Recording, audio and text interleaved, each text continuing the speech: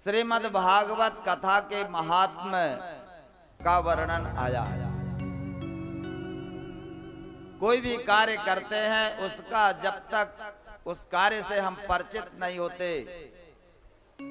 उस कार्य को कैसे किया जाना है, क्या फल मिलेगा, क्या परिणाम होगा, इन सभी बातों से जब परिचित हो जाते हैं तब उस कार्य को करना चाहिए और मन भी तभी लगता है।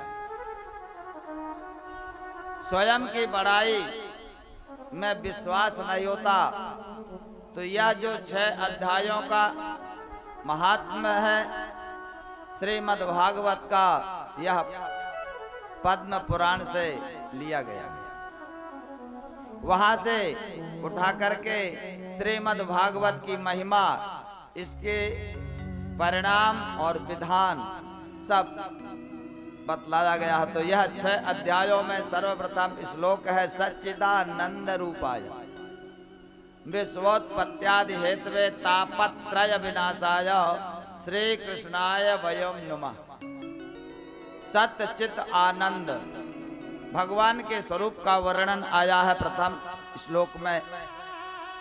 भगवान का स्वरूप कैसा है, भगवान कैसे हैं, तो सत्य चित आनंद, भगवान सत्य स्वरूप है। सत्य अर्थात सर्वव्यापी, जिसका कभी नाश नहीं होता उसे सत्य कहते हैं। वह परमात्मा है। जो विनाशशील है, परिवर्तनशील है, वह माया है, प्रकृति है। और जहां अपरिवर्तन है, जिसका कभी विनाश ना हो, सदैव एक रूप रहे, उसे सत्य कहते हैं। तो केवल एक ईश्वर ही सत्य है, बाकी प्रकृति है। और प्रकृति परिवर्तनशील होने के कारण असत्य है। हम सब प्रकृति के अंदर में आते हैं। सब जो हम दृश्य देख रहे हैं, यह सब प्रकृति है। ईश्वर एक है और उसी के अंश स्वरूप जीव है। तो जीव और ईश्वर सत्य है, प्रकृति और माया असत्य है। सत्य सच्चिदानंद, सत्य चित आनंद। चित्त मौन है, हमारे अंदर है मगर मौन है, अब प्रकट नहीं है। आनंद कभी प्रकटता है और कभी वह मौन होता है, अब प्रकट है।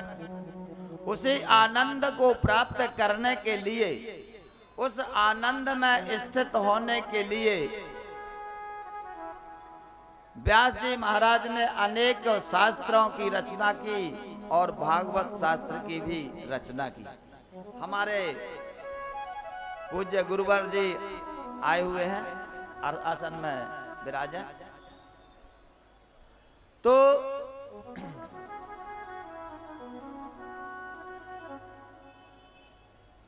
चित्त अप्रगट है, मौन है, और आनंद अप्रगट, कभी कभी प्रकट होता है। इसको प्रकट करने के लिए ही श्रीमद् भागवत और अनेक शास्त्रों की रचना हुई है। इसको प्रकट करने के लिए हमें प्रयत्न करने पड़ते हैं। कैसे प्रयत्न? आनंद का स्वरूप क्या है, पहले उसे पहचाने। आनंद का स्वरूप क्या है बताइए। आनंद कब आता है?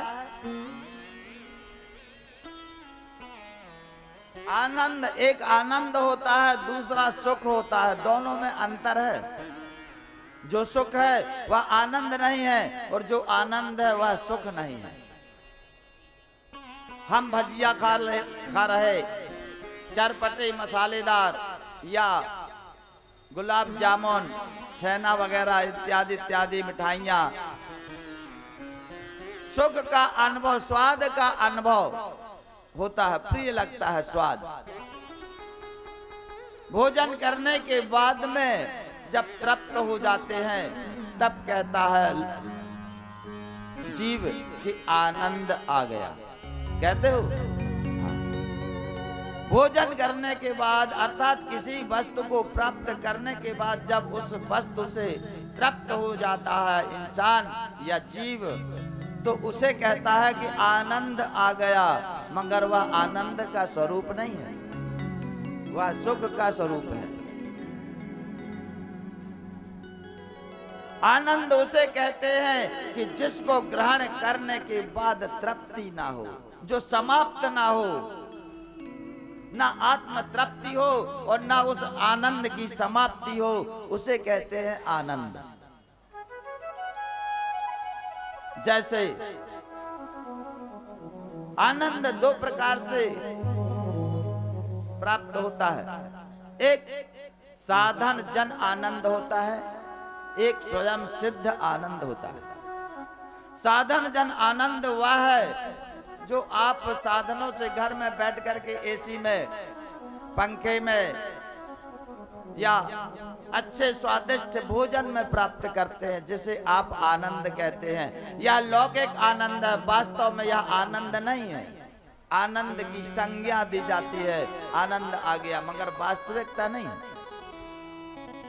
वास्तविक आनंद तो वह है जो स्वयं सिद्ध आनंद हो। जब आत्म तृप्ति हो जाती है तो आनंद अब प्रकट जो है वह अंदर से प्रकट होता है। जैसे ऋषि मुनि जंगल में बैठ करके आनंद से भजन करते हैं, उनको कभी तृप्ति नहीं होती, आनंद में मग्न है,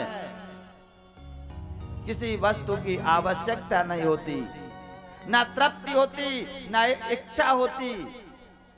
आनंद अर्थात भगवत भजन में, भगवत स्वरूप में आनंद का अनुभव करते हैं। वह स्वयं सिद्ध आनंद अंदर से प्रकट होता है।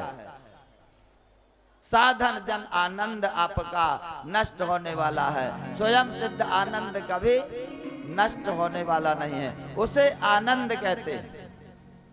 उस आनंद की प्राप्ति के लिए शास्त्रों में उपाय बतलाए गए। उसी आनंद को प्राप्त करने के लिए सभी शास्त्र हैं, 18 पुराण व्यास जी ने लिखा। उन्हें लगा कि इन पुराणों से भी आनंद नहीं मिलने वाला, तो श्रीमद् भागवत पुराण लिखा।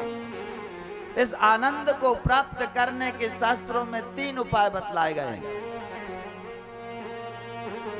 पहला उपाय है ज्ञान मार्ग, दूसरा भक्ति मार्ग, तीसरा कर्म मार्ग।